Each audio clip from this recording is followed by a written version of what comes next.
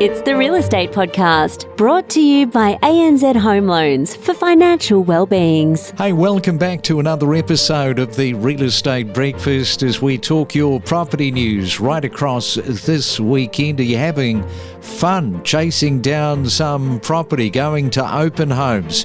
Good luck with all of that today, Sunday, September the 22nd. I'll tell you what is almost got away from us, and that is the Reserve Bank Governor Michelle Bullock on Tuesday. She is making another decision, and she's under a little bit of pressure as the US Federal Reserve's unexpected 0.5 percentage point rate cut last week. Of course, that is going to intensify scrutiny on what the governor might do. Now, it is odds on that the RBA is expected to hold the rate at 4.35%. The governor may need to defend against calls for cuts despite Australia's ongoing inflation struggles. She argues that, unlike the US, Australia's inflation remains high and must be addressed. Meantime, Australia's employment remains strong despite the weak economy. Inflation data potentially could show a decline, and we're going to know those numbers very shortly. So on Tuesday, as always, as soon as it's out of the gate, we will let you know what the RBA is going to do. Well, it's been another very busy week, and we will look back across some of those key interviews next. Every week, unravel the real estate market to empower your real estate knowledge. That's true. And what's the one big event that we're having here in the U.S. soon in November? The election. People are very uncertain of which way that's going to go. It's been a very tight race, and that's a huge unknown. And a lot of studies show that just the mere fact of uncertainty makes people freeze up, and they can't really make a decision one way or another. It's actually been studied for a very, very long time now, going back decades, and it's called the disjunction effect. When there's uncertainty, you can't move left or right. You just have to wait until the outcome is known before you can make a move. Yes, the election, it is definitely looming large. I mean, I can't believe that there are so many of these so-called undecided voters out there.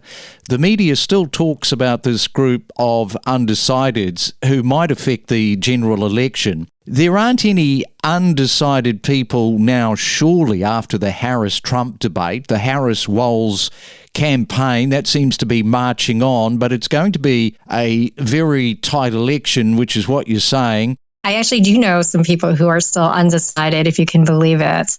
They have been pretty unhappy the last few years. They feel like the prices have gone up a lot and they struggle with their finances.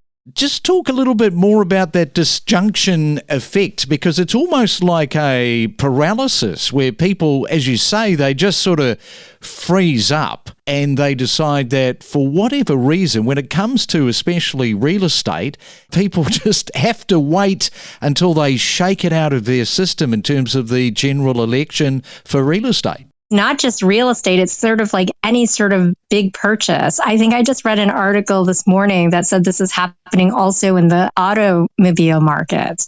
You know, there's a pileup of inventory, and a lot of the dealers will tell you it's because of the election. Now, I don't know if people are just waiting for rates to fall and maybe they can get better auto loans or auto loan rates or what. But I really think that it's just this idea that people have. They just can't make a decision, even if the thing that they're waiting for an answer for has no effect whatsoever on their decision. It's a strange thing. You know, I think they've tested a lot of people and they've given them a choice to, you know, they say, can you make this decision even if you're not sure what grade you're going to get on this test? And the students have said, no, they can't make a decision. But then they say, okay, well, let's test you again. And, you know, you've failed. Now, can you make a decision? And surprisingly, they can. So it's kind of a strange thing, but it is a real phenomenon that has been studied for decades. 5, 4, 3, 2, 1.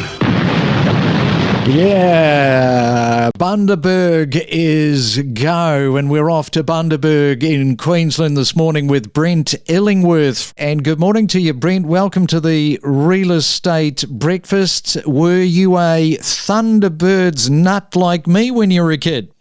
Good morning, mate. Very clever.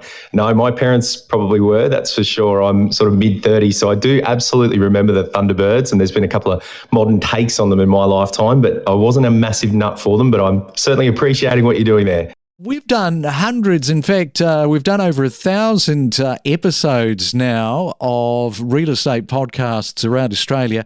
Do you know we've never done Bundaberg from my recollection? So this is a first for us. Wonderful. There you go. Well, I think a lot of people over the last few years, thanks to that COVID exodus out of some of the capital centres, have discovered Bundaberg. So it's a wonderful part of the world. Our secret is now no longer a secret, and lots of people are flocking here. Yeah, what is the population now in Bundaberg? And secondly, just a couple of weeks ago, we were talking about Mackay, and I guess Bundaberg would probably compete with Mackay a little bit for those first-time buyers.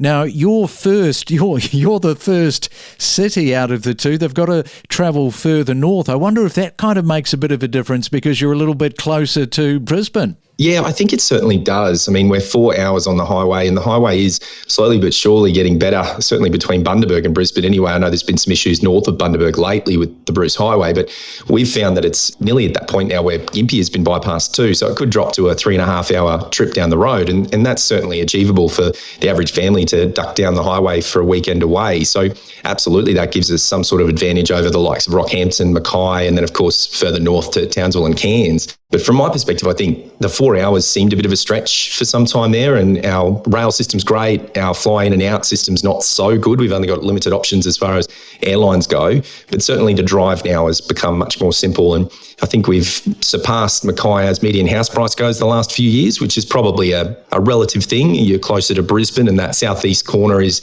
as I said earlier, very expensive now, and the shade that throws across the country is starting to grow. It sort of comes up as far as Gympie now getting expensive. So Bundaberg, Hervey Bay, Maryborough, this part of Wide Bay, it's well and truly on the map. And what's the population? Yes, of course. Sorry, getting back to your question. So as far as Bundaberg goes, we've had to reassess our population in the last couple of years, which has been sensational. We were actually concerned, speaking to our Bundaberg Regional Council, that we had such an ageing population for a while there that it was trending backwards, but COVID's changed that substantially. We've had estimates of up to 15 to 20,000 people to grow into our area over the next sort of 10 years.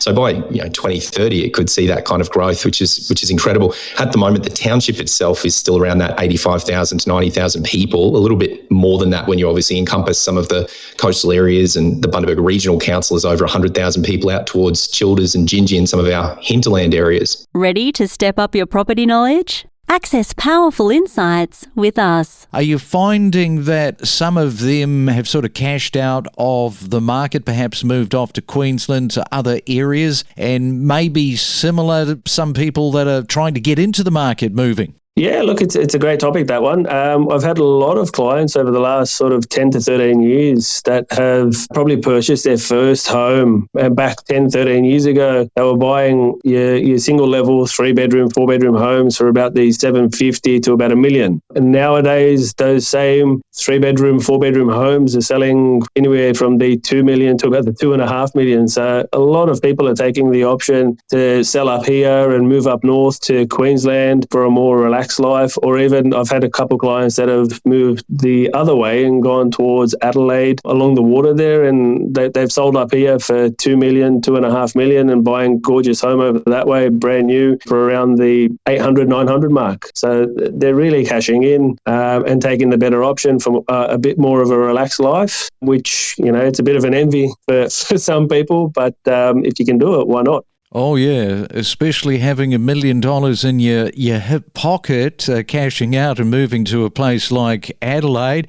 That's a pretty smart move for a lot of people. Now, let's talk about the median house prices and unit prices. You better break those down for people being listening this morning.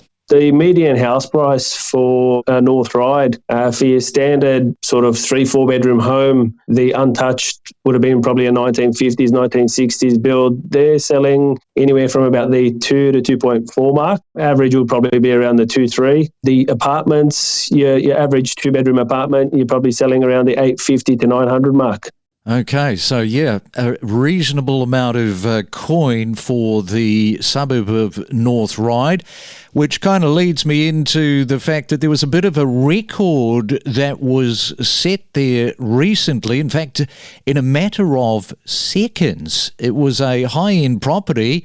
Tell us a little bit about what happened with this, because I think the old record was just a tick over 4 million, and you set the record. Yeah, look, one of the other agents in the area sold a property November last year for $4,010,000, which was a cracker result. We popped our property on the market, brand new home, 5 bedrooms, cinema room, 3 living areas, swimming pool, you name it, it had it, and very high-end finishes. We had a lot of other builders in the area that wanted to have a little bit of a sticky beak and come and have a look at it, and all of them were leaving the house, having a chat with me and in awe at how high the finishes and the product was. We had 193 groups come through the property and about 26 contracts issued out. So a fair amount of attention to this house. And basically our first opening bid just smashed the current record. So opening bid was 4.3 million. So we were already a record from there on. So let's get on to some of these areas for first home buyers. And you've got 3 that you would like to suggest. So if you are a first time buyer, listen up. So these are all in different states of Australia. Of course, you have a national audience, and I think it's important that we never forget that. We're looking, first of all, in that Logan Shire of southeast Brisbane, which is almost or roughly halfway between Brisbane and the Gold Coast.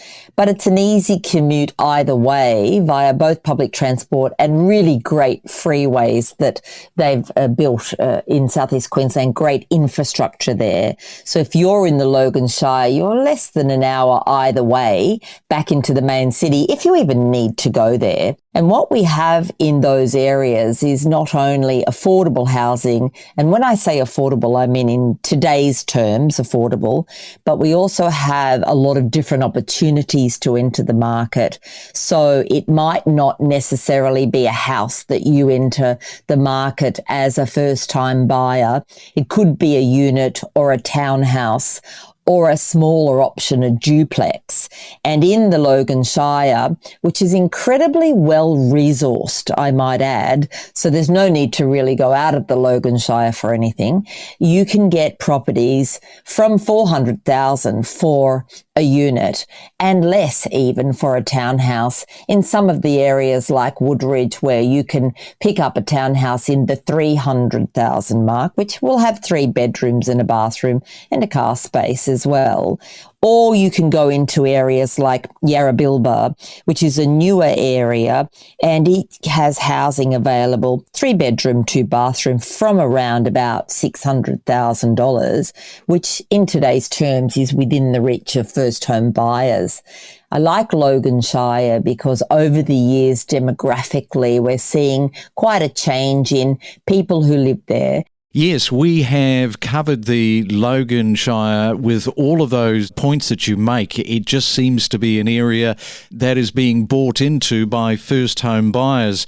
Now let's go into your second spot, which is in the Adelaide region. Absolutely, and it's in the northern suburbs, a relatively new northern expressway to get up into those more distant northern suburbs. Affordable housing from $400,000 up into the $600,000 for a freestanding house. For investors, it's great because there are good returns. But for first home buyers, again, another area with a very changing demographic of people and highly affordable housing, very well resourced for families. All right, so that was your second suggestion. Your third one is in Melbourne somewhere. Yes, my third one is in Melbourne, and it's out past Narrawarren, and it's on the road down towards Sale.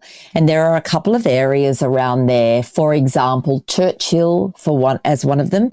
On the other side of Pakenham fairly recently exploded with people and became quite unaffordable. But if you're willing to go a little bit further past there into the Latrobe Valley, then you'll find that you've got lots of housing available there, also around the $600,000 mark. Many suburbs around that area. Great train line back into Melbourne. A good, easy commute back into that Narra Warren area, which has grown amazingly and become quite resource rich for the families that are living in those areas. So you said a people person, and I just wonder how many people, maybe over a number of years, you've seen the odd person pop up and you've thought, no, this is clearly probably not going to work if you're not into people and just that face-to-face. It's so important, isn't it? That's absolutely right. One of the policies I stick to is never sell someone into a business you can't sell them out of. And certainly if I come across people, newcomers who I don't think are suitable for the industry, I won't be shy in telling them. Of course, people do make mistakes and get into the industry where, they don't have those people skills. Ultimately, to maintain the value of a business, you need to get along with the residents because you need to get their votes to top those agreements up. And of course, if you haven't got those people skills, you won't get the agreements topped up and the value of your business will drop. The industry does tend to weed out the people that shouldn't be in it fairly quickly. Now, if you've been listening to these discussions and you have thought to yourself, okay, I'm at a stage now where I understand enough about the industry and want to find out more. If somebody is thinking that, Alex, can you step over just how somebody becomes involved in being an on-site manager? I think becoming close with a good broker who's going to spend the time to understand your needs and what you're looking for and start presenting you with opportunities and explaining the processes that you need to go through to get into the industry is critical. At the end of the day, it's going to be a broker who will show you the various types of properties. They'll introduce you to other key professionals. We always say if you're going to get into management rights, make sure you use specialists. So speaking to a specialist finance broker who will be able to look at your finances and give you an idea of what you're able to purchase. Obviously, when you do purchase, the lawyer, management rights specialist lawyer, is a real linchpin in the process in regards to running the due diligence and the conveyancing part of a process. So I suppose in simplicity, find a good broker to start with, but from there, just make sure you're surrounded by the best industry specialist professionals that you can find. We connect you to the best real estate information across Australia. The Real Estate Podcast.